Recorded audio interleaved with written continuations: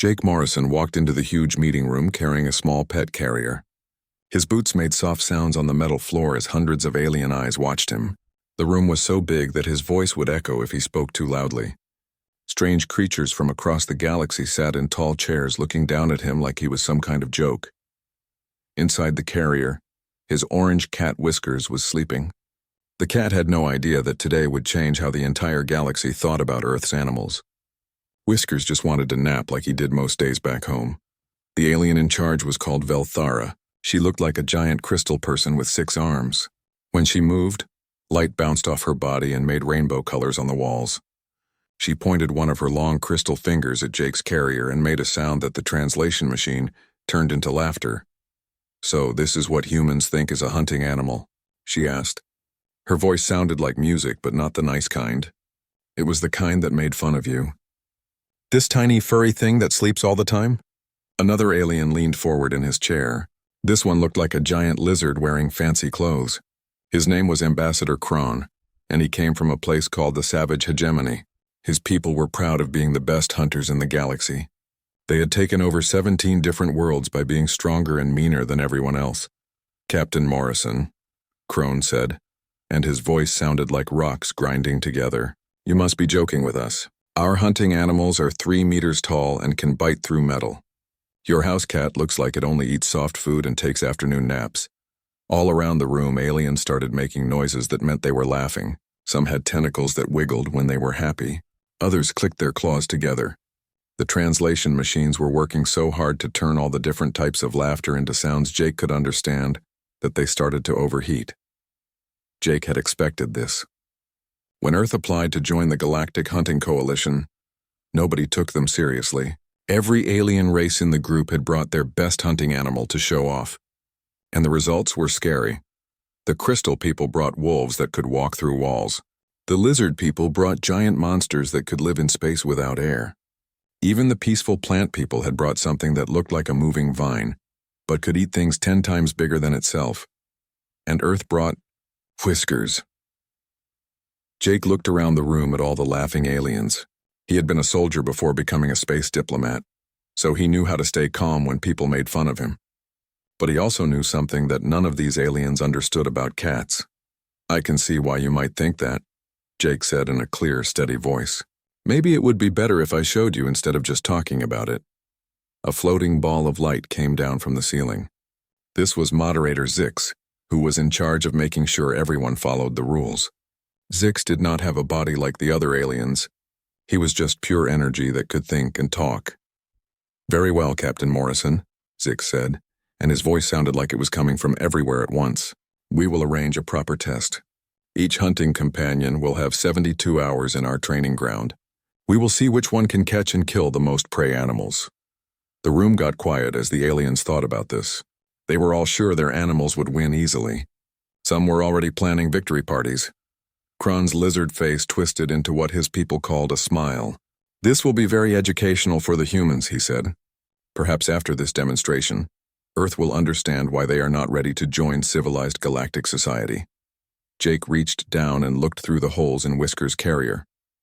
The orange cat was still sleeping, but one ear twitched slightly. Jake had lived with cats long enough to know that even when they looked asleep, they were always listening. "Whiskers has been looking forward to this," Jake said. "He gets bored on the spaceship. There's not much to hunt up there." This made the aliens laugh even harder. The idea that a small house cat could be bored because there was nothing to hunt seemed like the funniest thing they had ever heard. Velthara's crystal body made musical sounds as she shook with laughter. "Captain Morrison, your optimism is charming, but perhaps you should prepare yourself for disappointment. Our crystal wolves have been bred for hunting for over 1,000 years. They can become invisible and walk through solid objects to catch their prey. Our war beasts," Kron added, "can track a single drop of blood across an entire continent. They have never failed to catch what they hunt." The other aliens started talking about their own hunting animals. Each story was more impressive than the last. Animals that could fly through space, animals that could change their shape, animals that could control other animals with their minds.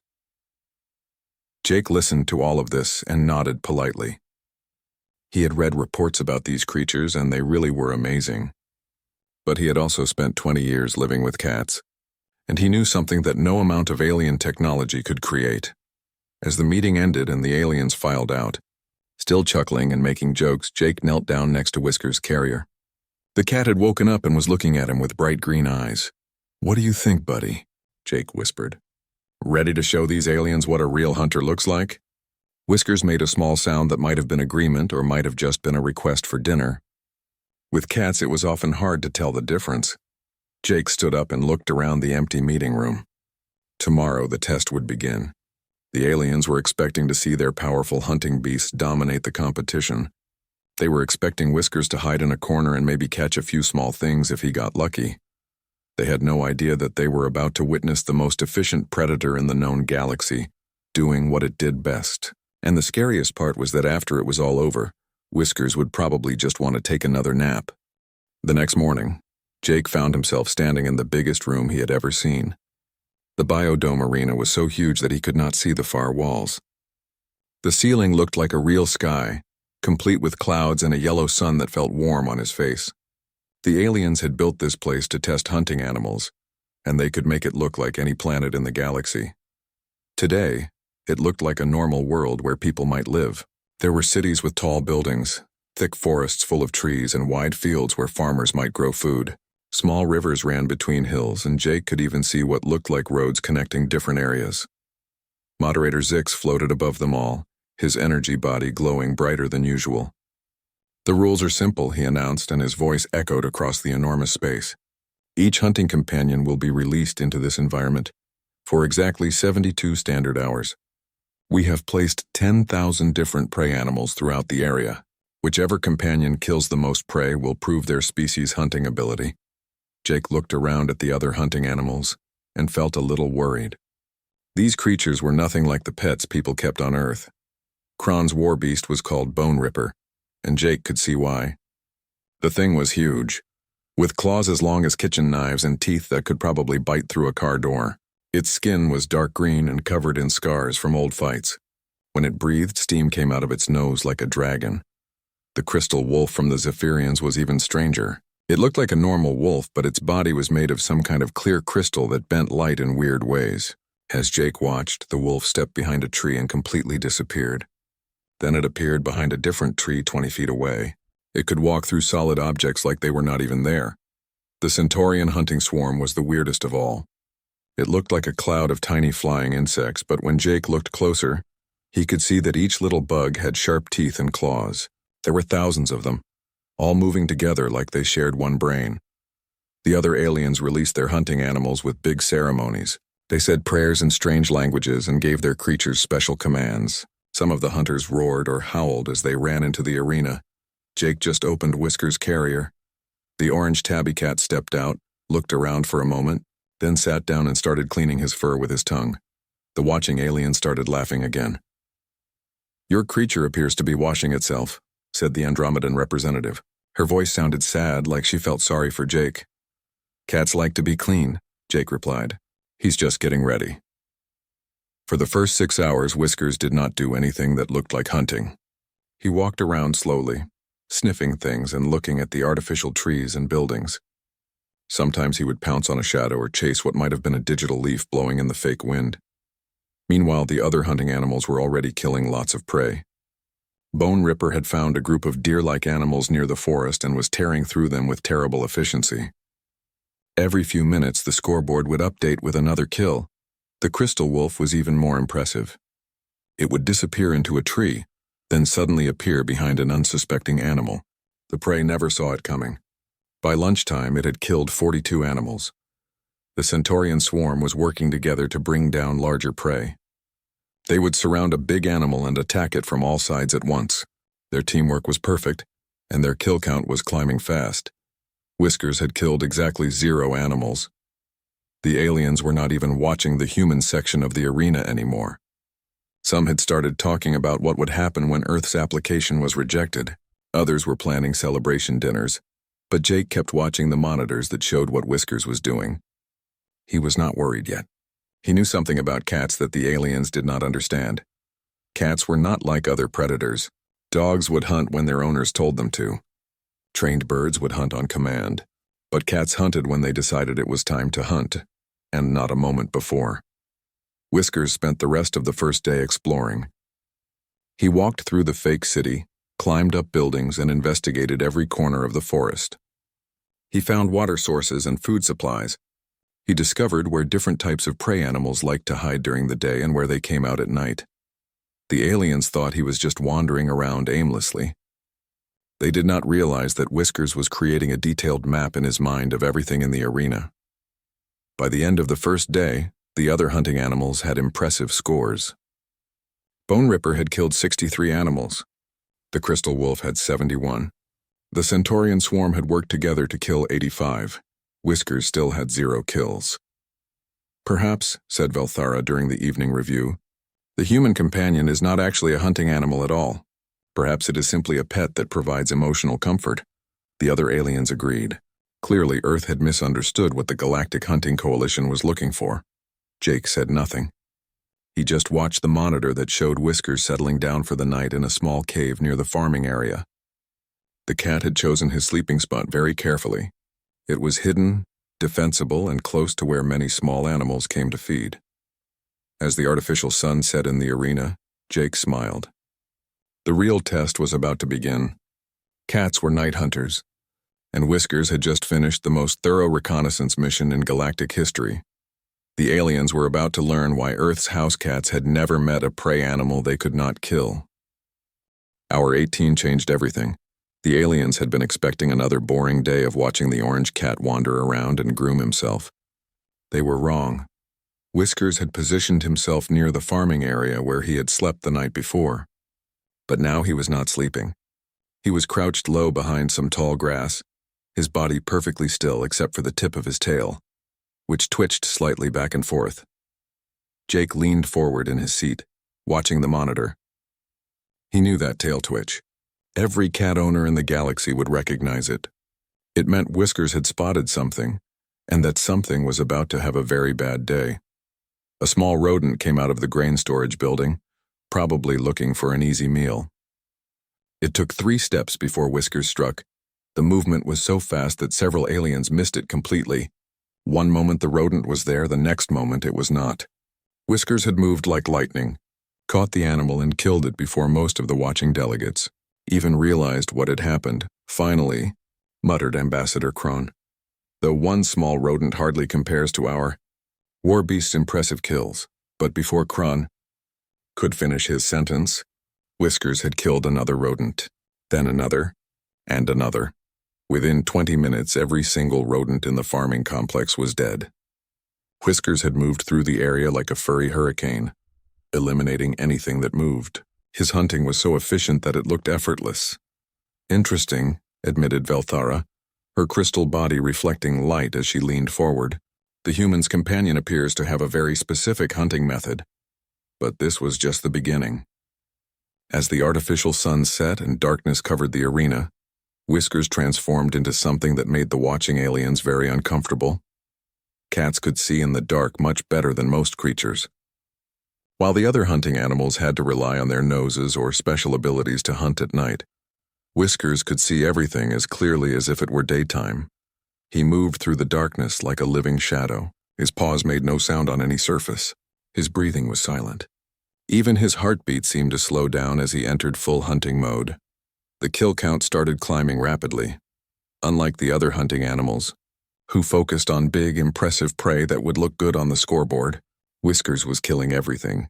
Birds, small mammals, insects, reptiles, amphibians. If it moved and was smaller than him, it died. By hour 36, something remarkable had happened. The other hunting animals were starting to have trouble finding prey in their areas. Bone Ripper wandered through empty forests, looking confused. The Crystal Wolf phased through increasingly quiet landscapes. The Centaurian swarm had to fly farther and farther to find anything to hunt. This is unprecedented, observed Moderator Zix, his energy field pulsing with what might have been concern. The human companion is engaging in what appears to be systematic ecosystem elimination. The Centaurian delegate's tentacles began twitching nervously. Our computer models show a cascading effect. The elimination of small prey animals is forcing larger herbivores to change their feeding patterns. They were right. With all the small animals gone from Whisker's hunting areas, the medium-sized animals had no food.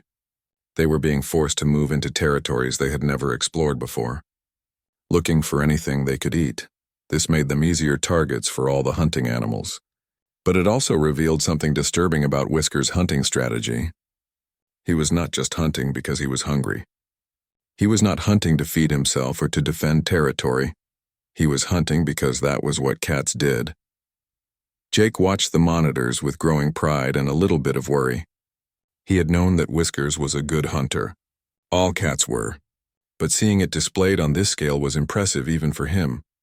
The orange tabby had moved into the forest areas now, and the kill count was climbing so fast that the alien computers had trouble keeping up. Every few seconds, another number appeared on the scoreboard. Small birds, tree-dwelling mammals, ground-nesting creatures, anything that lived in the trees or on the forest floor. The efficiency is beyond our mathematical models, reported one of the technical staff.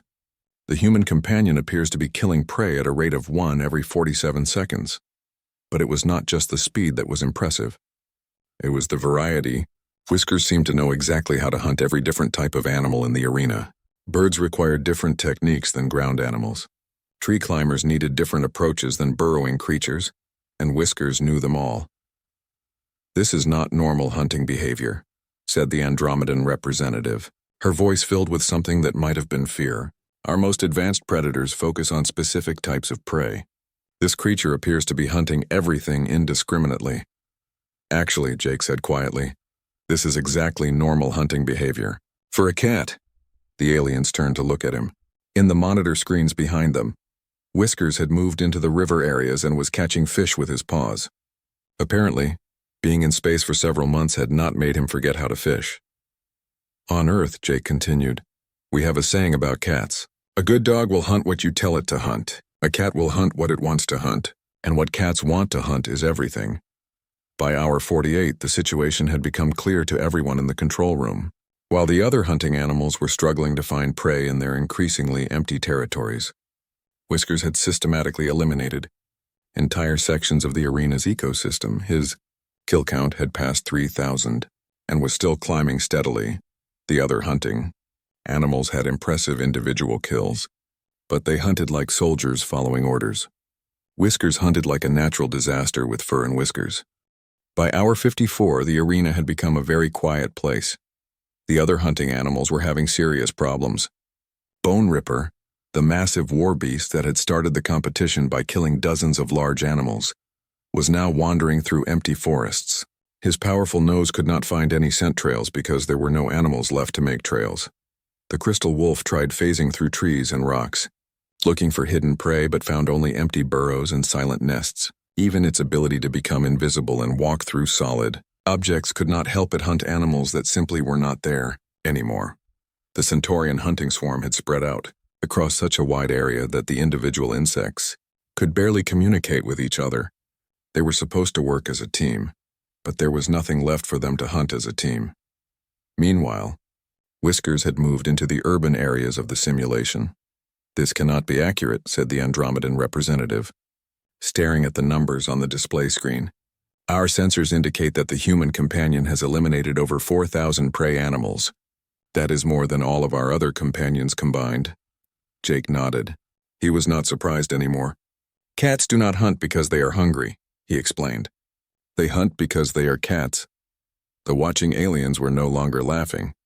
They were watching Whiskers move through the simulated city with something that looked like fascination mixed with horror. The orange tabby had adapted to urban hunting in ways that none of the aliens had expected. He climbed the sides of buildings using his claws, moving straight up glass and metal surfaces like gravity did not affect him. He used the artificial streetlights to create shadows that hid his approach. He waited on rooftops for hours, watching the patterns of animals below, learning their habits before striking. But what really disturbed the watching delegates was his patience. When Whiskers found a prey animal that was too big for him to kill easily, he did not give up or look for easier targets. He followed it. For hours and hours he stayed just out of sight, learning everything about how it moved, where it liked to rest when it was most vulnerable. "The behavioral analysis is beyond our understanding," reported moderator Zix. The human companion appears to be engaging in what can only be described as recreational elimination of life forms. Ambassador, Kron's reptilian face had lost all of its earlier confidence. His people were supposed to be the greatest hunters in the galaxy, but Bone Ripper had stopped hunting entirely. The war beast was just lying in the shade, looking tired and confused. "This is not hunting," Kron said, his voice much quieter than before. "This is something completely different." "Actually," Jake replied, "this is exactly hunting. You just have never seen it done properly before." The truth was becoming impossible to ignore. While the other hunting animals had focused on impressive displays of strength and power, Whiskers had been engaged in the complete and systematic elimination of everything that lived in the simulation. His kill count had passed 5,000 and showed no signs of slowing down. The aliens began to understand something that scared them.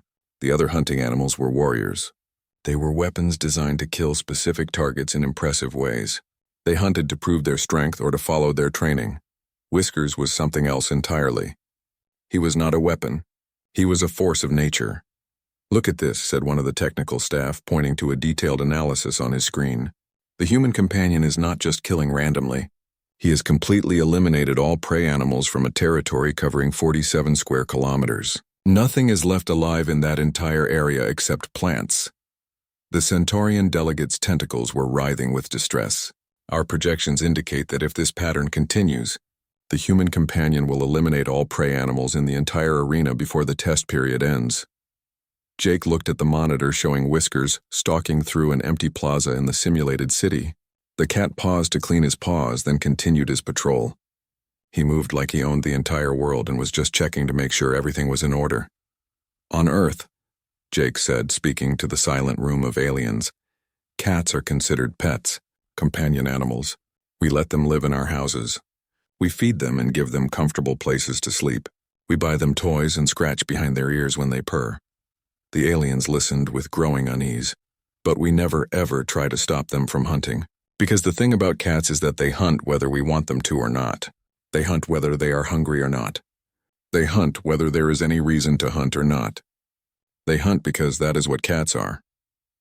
Whiskers had found a group of small animals hiding in what they thought was a safe building. Within minutes, they were all dead. The kill count updated again. "Your species," said Velthara slowly, "your species domesticated the most efficient killers in the galaxy and allowed them to live in your homes." "We did not domesticate them," Jake corrected. "They domesticated us. Cats decided that humans were useful, so they moved in with us. We just learned to appreciate having the deadliest predators in the universe as roommates." The control room fell completely silent. On the monitors, Whiskers had climbed to the top of the tallest building in the simulated city and was scanning the landscape. Below, with the focused attention of a general planning a battle. The four other hunting animals had given up. Bone Ripper was asleep. The crystal wolf had stopped phasing and was just sitting quietly. The Centaurian swarm had gathered into a tight cluster and seemed to be waiting for the test to end. But Whiskers was still hunting. He would hunt until there was nothing left to hunt, and then he would probably take a nap. When the 72 hours ended, the final numbers left the Galactic Council in complete shock. Whiskers had killed 6,147 prey animals. The other hunting companions combined had killed 2,156, but the numbers alone did not tell the whole story. The arena's ecosystem monitoring systems showed something that made the alien scientist very uncomfortable. In the areas where Whiskers had hunted, nothing was left alive except plants. He had eliminated every single animal, from the largest deer to the smallest insect. The other hunting animals had killed impressively large prey, but they had left entire categories of smaller creatures alone. Whiskers had killed everything that moved. "Before you make your final decision about Earth's application," Jake said, addressing the stunned delegates, "I would like to share some footage from our home planet." The main display screen activated, and the aliens saw something that made several of them step backward in alarm. The first image showed a typical suburban neighborhood on Earth. Nice houses with green lawns, children playing in yards, families having barbecues. It looked peaceful and safe. Then the footage showed what happened at night. House cats emerged from pet doors and open windows. Dozens of them, moving through the darkness like furry ghosts. The cameras followed them as they stalked through gardens and parks, leaving trails of dead birds, mice, rats, and other small animals. On Earth, Jake explained, the domestic house cat is responsible for the deaths of approximately 24 billion birds every year. That is billion with a B. They also kill 12 billion small mammals annually. The footage continued, showing cats in different environments around Earth. Desert cats who could survive in temperatures that would kill most galactic species while never stopping their hunting. Arctic cats who hunted in snow and ice, bringing down prey in conditions that would challenge the toughest alien warriors. Urban cats who had learned to hunt in human cities, using cars and buildings and streetlights to help them catch their prey. Feral cats who lived wild and had formed hunting groups that could eliminate every small animal in an area the size of a small country. But the most remarkable thing about cats, Jake continued, is that they achieve this level of hunting success while living as beloved family members with humans. The same cat that kills 50 animals in a single night will come home and sleep on a child's bed, purring contentedly. The aliens watched footage of cats playing with human children, sleeping in sunny windows and being petted by their owners. Then the scene would change to show the same cats hunting with deadly precision. Your species, Ambassador Kron said in a voice that was barely a whisper. Your species lives with the galaxy's most successful predators and allows them to sleep in your beds? We do not allow them anything, Jake replied. That is the point. We learned a long time ago that cats cannot be controlled. They cannot be trained to hunt less efficiently. They cannot be convinced to show mercy to their prey. They hunt because that is what cats do, and we have accepted that about them. The display showed more footage. Cats that had been introduced to islands and had driven entire species of birds to extinction within a few years. Cats that lived on space stations and continued hunting despite zero gravity, learning to catch floating objects with the same deadly skill they used on Earth. Video recordings of cats bringing dead animals to their human families as gifts, proudly displaying their kills like trophies. Footage of cats hunting not because they were hungry, but simply because they enjoyed it. The cat you just observed in our test, Jake said, was actually showing restraint. He was in an unfamiliar environment with artificial prey animals. At home, with real prey and familiar territory, he would have been even more efficient. Moderator Zix's energy field pulsed with what might have been amazement or fear. The human companion was not operating at full capacity. Whiskers is 12 years old, Jake answered. In cat years, that makes him a senior citizen. A young cat in peak condition would have probably eliminated everything in the arena within the first day. The assembled delegates exchanged glances that needed no translation. They were beginning to understand that Earth had not just presented a hunting companion. They had demonstrated a level of predator integration that no other species had achieved. Other races used hunting animals as tools or weapons. They trained them, controlled them, and directed their hunting toward specific goals. Humans lived with predators as family members while allowing their natural hunting instincts to remain completely unchanged. The application from Earth is approved, announced Moderator Zix. Welcome to the Galactic Hunting Coalition. But none of the delegates looked happy about this decision. They looked nervous. As the meeting ended and the aliens filed out of the chamber, many of them cast worried glances at Whisker's carrier. The small orange cat was curled up inside, sleeping peacefully after his successful hunt. He had no idea that he had just changed galactic history. Jake picked up the carrier and scratched behind Whisker's ears through the air holes. The cat opened one green eye, made a small sound that might have been contentment, and went back to sleep. Good job, buddy, Jake whispered. Ready to go home? As they walked toward the exit, Jake could hear the aliens talking in worried voices behind them. They were realizing that if Earth's house cats were this efficient, they did not want to know what humans considered guard animals, or hunting dogs, or what humans themselves might be capable of if they ever decided to hunt something. The galaxy had just learned that the small, quiet planet called Earth was home to predators so successful that they had become pets, and the most terrifying part was that humans thought this was completely normal. Whiskers purred softly in his carrier, dreaming of the hunt, while the greatest civilizations in the galaxy wondered what they had just gotten themselves into.